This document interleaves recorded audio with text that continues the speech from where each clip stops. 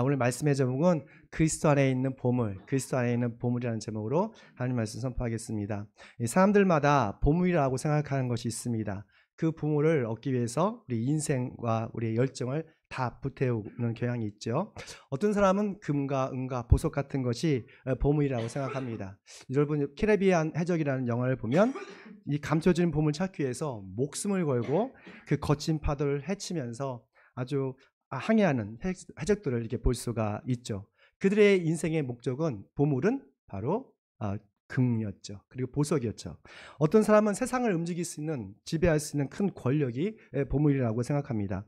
오른쪽에 보면 여러분 반지의 제왕이라는 영화 보셨나요? 거기 보면 반지 안에 세상을 움직일 수 있는 어떤 욕망, 탐욕, 권력 이런 힘이 다 가득한데 그 반지를 차지하기 위해서 어떤 괴물 집단과 또한 사람들이 목숨을 걸고 싸우는 것을 보게 됩니다. 심지어 그 주인공이었던 프로도도 이렇게 그 반지를 버리지 못하고 주저하는 것을 볼 때 그 사람의 어떤 권력에 대한 욕망이 얼마나 큰지를 알 수가 있습니다. 대부분의 사람들은 이 금과 같은 보석, 그 세상을 움직일 수 있는 이 권력, 그리고 세상의 모든 스포트라이트를 존경을 받을 수 있는 그런 명예가 인생의 보물이라고 생각합니다. 사실 이런 세상의 가치를 보면 정말 돈과 권력과 이 명성은 시대가 지나도 이게 변하지 않는 것 같아요. 이건 가치 중립적인 것이죠.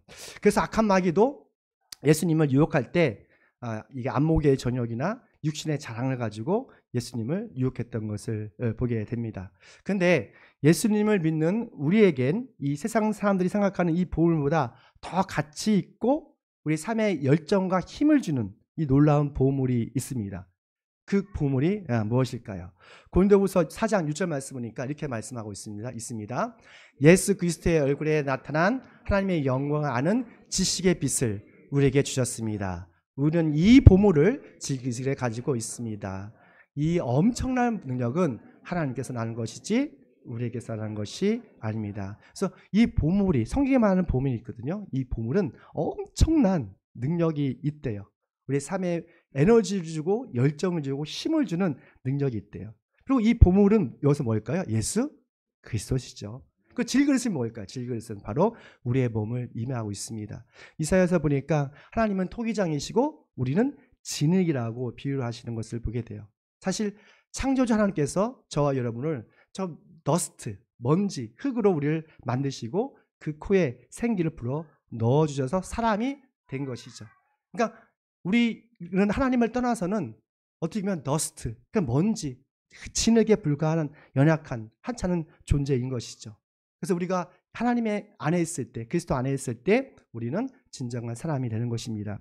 하지만 우리가 예수 그리스도를 믿고 우리 안에 예수 그리스도를 영접하면 우리 질길 같은 이 연약한 존재가 그리스도를 담은 보물 상자가 되는 것을 보게 돼요. 그래서 하나님께서는 여러분 안에 그리스도 계시면 여러분을 존귀 여기시고 또한 귀하게 여기시는 것을 보게 됩니다.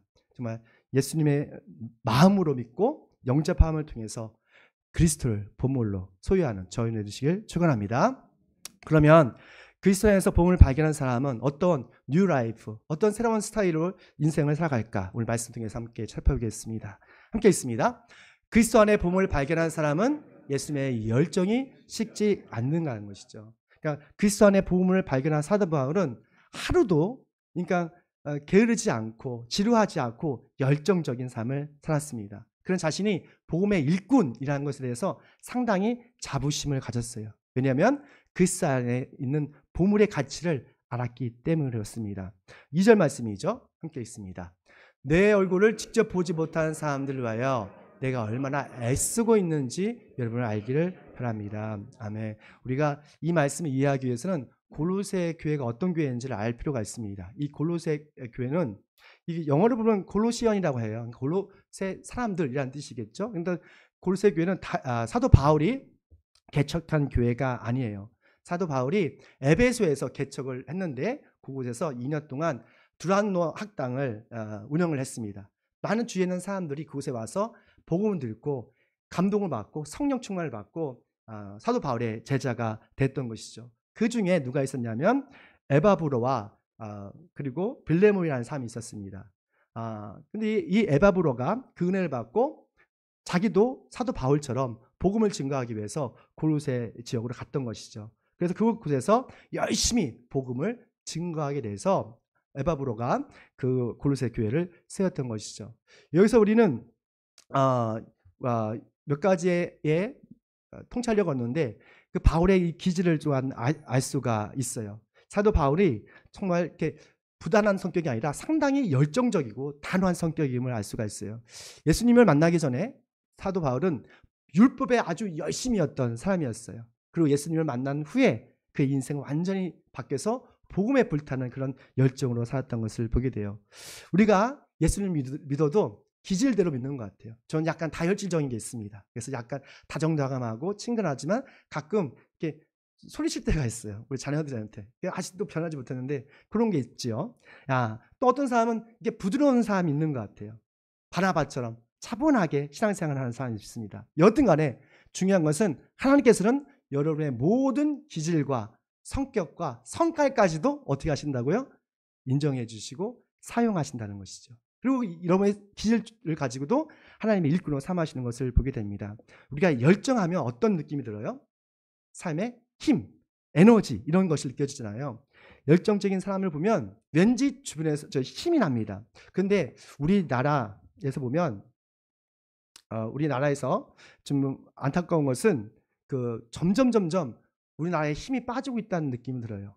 열정이 식어지는 것을 느끼는 것을 보게 됩니다. 1년 전이죠. 보건복지부에서 조사를 했는데 한국 2023년 고독사가 3,600명이래요. 고독사로 죽는 사람들이. 그러니까 하루에 한 10명 정도가 고독사로 죽는데 그중에 5060 남성이 절반을 차지한다 합니다. 그러니까 한국 중년층이 어떤 사별이나 이혼을 통해서 삶의 열정, 의욕이 지금 상실하고 있는 것이죠. 근데 이 바울이 이 골로새서를 쓸 당시 사도의 바울 나이는 60대가 넘은 나이였어요. 그리고 사도 바울은 결혼하지 않았기 때문에 싱글이었죠. 인간적으로 보면 이 사람은 상당히 좀 고독하고 외로울 것처럼 보여요. 그런데 단 하루도 지루한 날이 없었습니다. 그러나 항상 열정적이고 에너지가 충만했어요. 도대체 그의 열정과 에너지는 어디서 왔을까? 바로 그리스도 안에 있는 보물을 발견했기 때문에 그렇습니다. 그리스도 안에서 우리가 보물을 발견하면 복음의 일꾼으로 사는 것을 영광스럽게 생각할 수밖에 없어요. 복음의 일꾼으로 사는 것이 힘들고 고되지만 세상에 어떤 것보다도 가치 있고 의미 있던 것을 알기 때문에 열정이 식지가 않는 것이죠. 우리가 좋아하는 일을 하면 힘들어도 그 일을 끝까지 하고 다음 날이 할렐루야. 다른 분들 신나버튼을 좀 다 꺼놓으시면 좋을 것 같습니다. 네. 천천히 꺼주세요. 네. 네. 이게 끄셨어요? 전화 찾기 힘들어요. 네, 알겠습니다.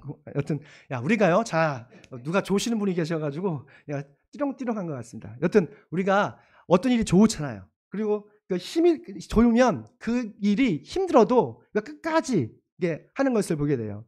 아무리 피곤해도 우리 아들 보니까 아빠 나 너무너무 피곤해요. 집에 오니까 그 피곤이 싹 사라지더라고요. 뭐 하냐고? 게임하냐고. 게임을 1시, 2시, 3시까지 해도 피곤한지 몰라요. 너무너무 좋으니까. 어떤 사람은 스포츠를 참 좋아하더라고요. 밤에도 부산까지 야구 보러 가요. 그리고 그 다음에 출근하고요.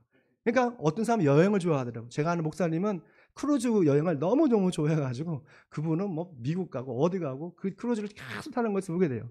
그것도 힘들 텐데 여튼 자기가 하고 싶은 일 그거는 우리에게 아무리 일을 해도 피곤하지 않죠. 사도 바울에는 그리스도의 보물이 너무도 좋았던 거예요.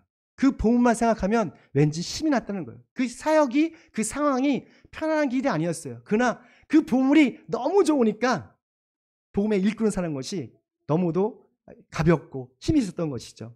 여기 말씀 에스고라는 말을 헬라어로 보니까 보여주실래요? 아곤이라는 말입니다. 아곤. 그러니까 영어로 보니까 struggle 그리고 conflict. 이거는 그냥 어떤 애쓰는 수준이 아니라 어떤 전쟁에서 죽을 힘을 다해서 애쓰는 거예요. 그러니까 사도 바울은 복음을 알려주기 위해서 그리스도 안에 있는 그 보물을 알려주기 위해서 정말 죽을 힘을 다해서 애쓰고 힘쓰고 있다는 거예요. 우리에게 죽을 힘을 다해서 애쓰고 힘쓰고 싶은 그런 좋은 기분 좋은 일이 무엇이 있을까요? 우리는 일하면 대부분 억지로 해요. 그렇지 않습니까? 학생들에게 일은 뭐죠? 공부예요. 공부를 좋아서 하는 분도 뭐 있을 수 있지만 대부분의 학생들은 공부를 어떻게 합니까? 일이기 때문에 억지로 하는 거예요.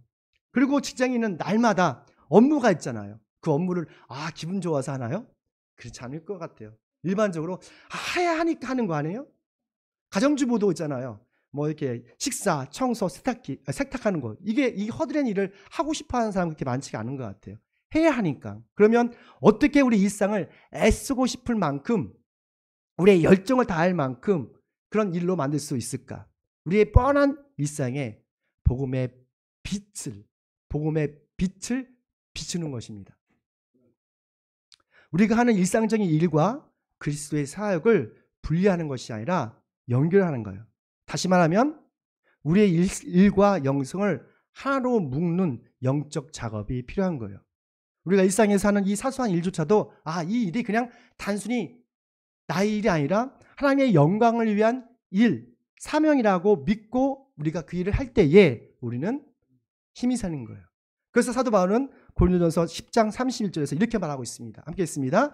그러므로 여러분은 먹든지 마시든지 무슨 일을 하든지 모든 것을 하나님의 영광을 위하여 하십시오. 이것이 바로 성교적 삶이죠. 그러니까 그리스도 안에 복음을 발견한 사람은 어떤 일을 하더라도 자기를 위한 일이 아니라 이것이 하나님의 영광을 위한 일이라고 믿는 거예요. 일과 영성을 분리하는 것이 아니라 우리의 사소한 일과 우리의 영성을 일치시키는 성교적 삶을 사는 것이죠. 이것이 바로 예수님처럼 성교적 삶을 사는 것입니다. 우리 교회의 표어예요. 저는 여러분이 그런 삶을 살기를 원합니다. 우리의 일상적인 일과 영성을 분리하는 것이 아니라 하나로 묶어서 우리 이 모든 일을 통해서 하나님께 영광 돌리고 하나님의 기쁨 드릴 때 우리의 지루한 인생은 그리스도의 열정으로 충만하게 될 것입니다. 그러면 구체적으로 예수 그리스도의 안에 감춰진 이 보물은 무엇일까요? 두 번째입니다. 읽습니다. 예수 그리스도는 모든 지혜와 지식이 가득한 보물 창고라는 것이죠. 요즘 우리가 사는 시대는 지식 정보화 시대를 넘어서 AI, 인공지능 시대에 살고 있어요. 아마 과학 쪽에 또는 그쪽에 관련된 일을 하시는 분들은 아마 너무도 잘 알 것입니다. 제가 며칠 전에 우리 3층에 서재실이 있는데 책을 한 200권을 다 버렸어요. 다 버리면서 예전에는 좋은 정보와 어떤 지식을 책에서 흡수했잖아요. 지금은 이 책보다도 챗 GPT 4.0이 더 좋아하셨어요. 챗 GPT에 뭐든지 물어보면 최신의 정보와 지식을 다 얻을 수가 있습니다. 그리고 이북이라는 게 있잖아요. 이북을 통해서 많이 볼 수 있어서 웬만한 책은 지금 다 버리고 있습니다. 몇 년 전에 제 서재에 책 하나도 없을 수 있습니다. 그때 우리 목사님은 책 안 읽고 있구나, 무식한 목사구나 라고 비판하기 전에 우리 목사님은 챗 GPT와 함께 또 이북을 읽고 계시구나 라고 생각하시면 될 것입니다. AI 인공지능이 놀라운 것은 있잖아요. 인류의 대부분의 지식을 매일 업그레이드 한다는 거예요. 그리고 그 지식을 축적하고 알고리즘으로 스스로가 학습한다는 것입니다. 그래서 우리는 날마다 AI와 대화하고 접속할 때 오늘의 가장 좋은 정보, 지식을 흡수하고 있죠. 미국의 빅테크가 있잖아요. 뭐 여러 가지 애플이라든지 테슬라라든지 여러 큰 회사들이 있잖아요. 근데 이 AI에 엄청난 투자를 하고 있습니다. 왜 그럴까요? 왜냐하면 여기에 많은 좋은 것들을 얻을 수 있기 때문이에요.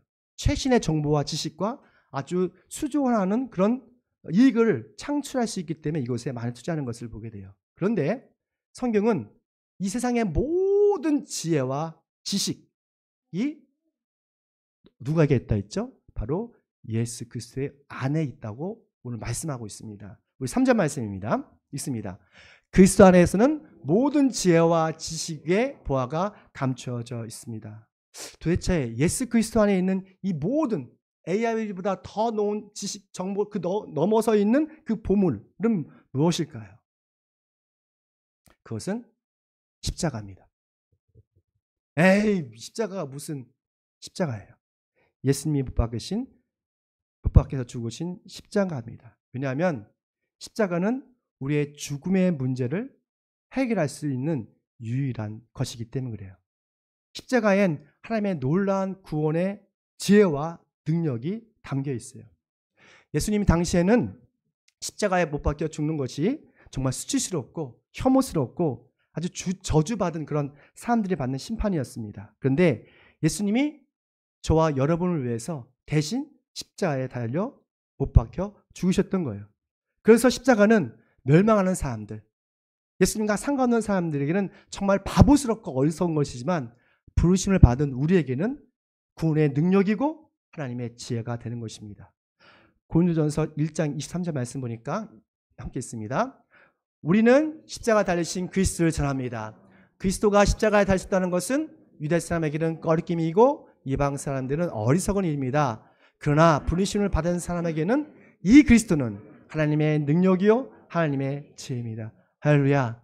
그러니까 십자가를 죽으신 그리스도가 우리에게 하나님의 능력이고 하나님의 지혜예요. 모든 세상에 있는 지혜보다 더 놀라운 지혜라고 말하고 있습니다. 왜냐하면 예수님이 십자가에 죽으심으로 우리의 인생의 근본적인 문제를 해결해 주셨기 때문에 그래요. 우리가 날마다 겪는 문제가 뭐예요? 죄로부터는 어떤 문제들, 질병의 문제를 심지어 죽음의 문제조차도 해결하셨기 때문입니다. AI는요, 우리에게 생명의 연장을 해줄 수 있어요. 많은 의학적인 정보와 지식으로. 하지만 우리의 죽음의 문제는 해결할 수가 없어요. 우리의 죽음의 문제는 오직 예수 그리스도밖에 없는 것이죠. 십자가밖에 없는 것이죠. 그래서 십자가에 담긴 하나님의 지혜와 능력을 깨닫는 사람은 정말 복된 사람입니다. 다른 사람이 복된 사람이 아니라 오늘 이 시간 이 십자가의 비밀, 그리스도 안에 있는 그 보물을 발견한 저와 여러분이 복된 사람이에요. 누구나 이걸 깨닫는 것이 아니에요. 하나님의 부르심에 믿음으로 순종하고 그 순종에서 주님께 나오는 사람들만이 십자가에 담긴 구원의 능력과 은혜를 경험할 수가 있는 것입니다. 근데 왜 대부분의 사람들이 이 십자가를 날마다 보고 듣는데도 하나님의 지혜와 구원의 은혜를 깨닫지 못하고 있을까요? 왜냐하면 우리의 마음과 생각이 세상의 화려하고 그럴듯한 이 트렌드, 이 문화에 빠져있기 때문에 그렇습니다. 우리 4절 말씀이죠. 함께 있습니다. 내가 이 말을 하는 것은 아무도 교묘한 말로 여러분을 속이지 못하게 하기 위함입니다. 이제 교묘한 말이 있습니다. 그러니까 그 당시 골로새 교회에 문제가 있었습니다. 율법주의자들이었어요. 율법주의자들은 정말 말도 잘하고 똑똑하고 율법에 능통했던 지식인이었습니다. 그들은 교묘한 말로 그럴듯한 말로 십자가의 복음을 혼란스럽게 했어요. 여러분, 십자가에 달린 예수 그리스도만 믿는다고 다 되는 것이 아닙니다. 좀 더 세련된 게 있어요. 여러분, 할례를 받으셔야 돼요. 그리고 우리가 성경에서 정말 우리가 지켜야 할 613가지의 그 율법을 지켜야 여러분은 죽음의 문제를 해결할 수가 있습니다. 여러분의 질병의 문제를 해결할 수가 있습니다. 라고 자꾸 속였던 것이요. 또 그 당시에 또 유행했던 그런 문화, 트렌드가 있었습니다. 영지주의. 그러니까 사람의 영은 정말 귀하고 중요하지만 이 몸은 거짓되다는 것이죠. 그러니까 영혼만 구원받으면 우리 육신은 무슨 짓을 하든 세상 사람과 동성애를 하든 섹스를 하든 무엇을 하든 간에 아무 상관없다는 거예요. 무슨 죄를 지어도. 오늘날도 이런 트렌드가 있어요. 한 번 구원받으면 회개할 필요가 없다는 것이죠. 그냥 일상에서 그냥 살고 싶으면 그대로 여러분 마음대로 살라고 하는 거예요. 이게 거짓된 교리예요. 우리가 사는 시대도 십자가의 구원의 능력과 지혜를 왜곡하고 변질하는 그런 이단적인 사람들이 있습니다. 그리고 우리의 생각과 마음을 빼앗는 매력적인 트렌드로 가득 찼어요. 아까 박은 목사님 기도하실 때 포괄적 차별금지법에 대해서 얘기한 것 같아요. 그 안에 여러분 그럴듯하죠. 법안 제목이 너무 그렇잖아요. 차별하지 말자. 너무 그럴듯하잖아요. 포괄적 차별금지법. 근데 그 안에는 너무도 음란하고 우리의 자유를 억압하고 다음 세대를 망칠 수 있는 악한 법들이 있습니다. 그 악한 법이 통과되면 우리나라의 가정, 교회뿐만 아니라 우리 사회에 많은 혼란과 어떤 상처를 줄 거예요. 여러분 꼭 그 내용을 유튜브에서 보십시오. 그리고 왜 우리 기독교에서 교회에서 포괄적 차별금지법을 반대하는지를 아셔야 돼요. 그 말 자체는 너무너무도 정말 좋은 제목이에요. 누가 차별합니까? 특히 교회에서는 차별하지 않잖아요. 더 사랑해주고 더 섬겨주고 싶잖아요. 근데 그 안에 있는 말들은 너무너무 교묘하더라고요. 사랑하는 여러분, 그럴듯한 세상의 트렌드와 교묘한 말에 현혹되지 마십시오. 오늘 마음을 새롭게 하시고 하나님이 기뻐하시는 그리스도의 지혜와 가치로 살아가길 소망합니다. 그래서 주님 다시 오시는 그날에 우리 영과 혼과 몸이 흠이 없어서 하나님을 기쁘게 드리고 하나님께 영광 드리는 복음의 일꾼이 되시길 축원합니다. 우리 마지막입니다. 함께 읽을게요. 그리스도 안에 보물을 발견한 사람은 아멘. 그리스도 안에서 뭐로 산다고요? 믿음으로 산다는 것이죠. 이 고로새서를 쓸 때에 사도 바울은 그 감옥에 갇혀 있었어요. 그래서 고로새 교인들을 잘 몰라요. 보지도 못했고 교제도 할 수 없었습니다. 그들이 서로 몸이 떨어져 있지만 놀랍게도 그들은 성령을 통해서 서로 교제한다고 말합니다. 이거 정말 영적인 건데요. 우리 사도신경 외우시죠? 마지막 부분에 나는 마지막 부분 뭐였죠? 죄를 용서받는 것과 성도의 교제와, 성도의 교제라는 것은 그냥 펠로우십 이런 것도 있지만 우리 서로가 멀리 떨어져 있지만 서로의 마음을 읽을 수 있다는 것이죠. 이 영적인 교제예요. 여러분 그렇지 않습니까? 저는 매일마다 여러분을 매일 생각하거든요. 그래서 가끔 하나님께서 이렇게 알려주시기도 해요. 사람이 어떤 것에 계속 몰입하고 집중하다 보면, 전 스토커가 아닙니다, 여러분. 너무 오해하지 마시고요. 계속 몰입하고 기도하다 보면 그 사람의 마음을 알게 돼요. 우리 자식이 아무리 멀리 있어서 자식이 위험에 처하면 그 엄마 아빠는 알아요. 하나님께서 그 영감을 주시는 거예요. 그 영적인 교제죠. 이것은 우리가 주 예수 안에 한 몸이기 때문에 가능한 능력이죠. 사도 바울은 몸이 멀리 떨어져 있었지만 이 골로새 교인들에게 정말 간절히 바라는 한 가지가 있었습니다. 그것이 바로 그리스도 안에 사는 것이었어요. 우리 6절 말씀입니다. 읽습니다. 그러므로 여러분이 그리스도 예수를 주님으로 받아들였으니 그분 안에서 살아가십시오. 아멘. 그분이 누구예요? 바로 예수 그리스도에서. 우리가 예수 그리스도를 나의 주님으로 받아들이면 우리는 그리스도 안에서 살게 되는 거예요. 우리가 그리스도 안에서 산다는 것은 나의 생각, 나의 계획을 사는 것이 아니라 예수님께서 이끄시는 삶, 바로 오직 믿음으로 사는 생활을 의미하고 있습니다. 여전히 우리가 예수 안에 산다면서 나의 강한 주장으로 나의 뜻대로 산다는 것은 아직 성숙하지 못하는 거예요. 정말 예수님께서 이끄시는 믿음의 삶 사실 축원합니다. 그러면 믿음을 산다는 것은 무엇일까? 믿음은 무엇일까? 우리 성경적으로 보면 히브리서 생각나시죠? 히브리서 11장 1절 말씀 보면 믿음은 바라는 것들의 확신이고 보이지 않는 것의 증거라는 거예요. 그러니까 믿음은 우리가 간절히 바라는 것이고 기대하는 것이고 생각하는 것이 현실이 된다고 말하는 거예요. 즉 믿음으로 우리는 미래 것을 우리 손 안에 있게 하는 그런 기막힌 능력이 있습니다. 그런데 조금 더 좀 믿음에 대해서 이야기를 해볼게요. 우리 믿음에는 두 가지 종류가 있습니다. 가짜 믿음이 있고 진짜 믿음이 있어요. 하영주 목사님이 그렇게 얘기하더라고요. 우리 자기 희생적 믿음은 자기 희망적 믿음은 가짜 믿음이래요. 그리고 약속의 믿음은 진짜 믿음이에요. 자기 희망적 믿음은 거창합니다. 그럴듯해요. 자기 소망에 근거한 믿음이기 때문에 그렇습니다. 예를 들면 이런 거예요. 30대도 안 되는 그런 열정이 있는 그런 전도사가 내가 1년 안에 100명을 만들 거야. 부흥시켰어. 2년 안 200명, 3년 안 300명 할 거야. 할 수 있어. 이거는 그분의 희망적 믿음으로 한 거예요. 그렇지 않습니까? 희망적 믿음으로. 그럼 될 수도 있고 안 될 수가 있어요. 근데 대부분 되지가 않아요. 우리가 바라고 믿고 싶은 희망적 믿음은 진정한 믿음이 아니에요. 그것은 단지 나의 희망이고 나의 신념이에요. 여러분, 나의 신념은 믿음이 아니에요. 성경적 믿음이 아니라고요. 우리가 바라고 믿는다고 반드시 그것이 이루어지질 않아요. 그런데 이 자기 희생적 믿음을 갖고 헛된 기대를 가지고 믿음으로 사는 사람들이 있습니다. 이것이 꼭 하나님께 주신 믿음이라 생각하는. 반면에 약속의 믿음이 있어요. 약속의 믿음은 하나님이 말씀하신 약속을 믿는 거예요. 하나님이 하신 말씀을, 하나님이 하신 약속의 믿음을 믿는 거예요. 하나님의 말씀은 좀 시시해 보이기도 하고 때론 과장돼 보이기도 하고 때론 뭐 이게 될까? 별 볼 일 없는 것처럼 느껴질 때가 있어요. 하지만 하나님의 약속은 반드시 이루어집니다. 지금 우리의 마음에 품은 믿음이 자기 희망적인 믿음인지 아니면 하나님의 말씀으로부터 주신 약속의 믿음인지를 좀 생각해 봤으면 좋겠어요. 우리에게 약속의 믿음을 주신 것이 무엇입니까? 성경에 보면 바로 예수님의 부활 사건이에요. 부활 사건은 사람의 희망적인 믿음이 아니라 하나님의 약속하신 그 약속의 믿음의 근거에서 일어난 사건이에요.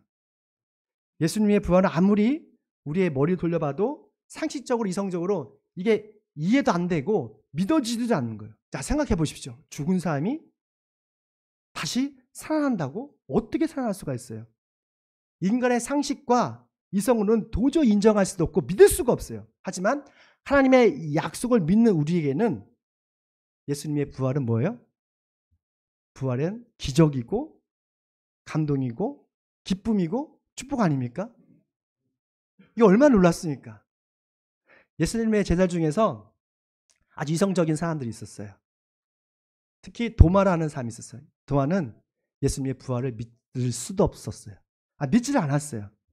왜냐하면 몇 가지 이유가 있는데 도마는 예수님의 부활을 믿지 못한 이유가 첫 번째는 부활하신 현장에 없었어요. 두 번째는 도마는 하나님의 약속보다도 자기의 이성을 더 믿었어요. 그래서 주변의 제자들이 야, 예수님 부활하셨어. 주님께서 다시 살아나셔서 우리와 함께 같이 떡을 떼셨어 라고 하자 그 부활의 소식을 알려고도 하지도 않고 믿지도 않았죠. 근데 예수님께서 부활을 믿지 못하는 도마에게 다시 찾아오셨어요. 참 우리 예수님은 참 너무도 은혜가 많으신 분 같아요. 여기서 우리는 예수님 놀라운 은혜를 보게 돼요. 우리가 예수님을 가끔 밀어내는 수가 있어요. 그래도 예수님은 우리를 포기하지 않으시더라고요. 우리가 예수님을 싫다고 외쳐도 예수님은 결코 우리를 버리지 않으시고 미워하지 않으시더라고요. 우리가 예수님께 등을 돌려갈지라도 예수님은 절대로 우리에게 등을 돌리지 않는 것을 보게 됩니다. 요한복음 20장 26절 말씀이니까 도마에게 나타나서 이런 말씀하십니다. 함께 읽을까요? 제자들이 다시 집 안에 모여 있었는데 도마도 함께 있었다. 문이 잠겨 있었으나 예수님께서 와서 도마에게 말씀하셨다. 네 손가락을 이리 내밀어서 내 손을 만져보고 내 손을 내 꼴에 넣어 보아라. 그래서 의심을 떨쳐버리고 믿음을 가져라. 아멘. 그러니까 아무리 우리가 예수님을 배신하고 불신해도 예수님 우리를 포기하지 않는 것을 보게 됩니다. 그리고 끝까지 우리를 설득해 주시고 또한 주님의 사랑으로 은혜로 설득하시는 것을 보게 돼요. 도마는 부활하신 예수님을 직접 눈으로 보았습니다. 보고 믿는 거예요. 그리고 이런 고백을 나의 주님, 나의 하나님이라는 신앙 고백을 합니다. 드디어 도마는 새로운 안목이 생긴 거예요. 새로운 세상이 열린 것이죠. 그러자 예수님께서 믿음에 대해서 정말 중요한 말씀을 더 하셨어요. 요한복음 20장 29절 말씀이죠. 있습니다. 예수께서 도마에게 말씀하셨다. 너 나를 보았기 때문에 믿느냐? 나를 보지 않고도 믿는 사람은 복이 있다. 여기 두 가지 믿음이 있습니다. 첫 번째는 보고 믿는 믿음. 또 하나는 보지 않고 믿는 믿음이에요. 보고 믿는 믿음은 이성적이고 합리적이고 상식적인 믿음이에요. 누가 설명해 주면 그렇구나. 우리는 항상 이런 믿음만 익숙해져 있어요. 그러니까 누가 설명해 주고 이해해 주면 내 이성에 맞아. 상식적인 맞아. 그렇구나. 그렇게 믿는 거예요. 이거는 어떻게 보면 좀 성숙하지 못한 믿음이죠. 그런데 보지 않고 믿는 믿음이 있어요. 이것은 바로 하나님의 하신 약속을 믿고 순종하는 거예요. 약속의 믿음이죠. 영적인 믿음이고 성령께서 부어주시는 그런 믿음이에요. 이 성경 전체 말씀이 믿어지는 거예요. 사랑하는 성도 여러분, 우리 모두가 그리스도 안에 있는 보물을 발견함으로 참 우리가 예수님의 열정으로 살아가길 원합니다. 예수 그리스도 안에서 감춰진 십자가의 구원의 지혜와 부활의 능력을 깨달아서 매력적인 세상의 즐거움과 트렌드의 영적 모임감이 되지 않기를 정말 소망합니다. 그리고 그리스도 안에서 자기 희망적 믿음을 넘어서 하나님이 말씀하신 약속의 믿음으로 살아감으로 날마다 복음의 일꾼으로서 승리하는 저 이런 되시길 축원합니다. 우리 함께 기도하겠습니다. 주님, 주 예수 그리스도 안에서 모든 지혜와 능력의 보물을 감춰주신 주님께 감사와 찬양을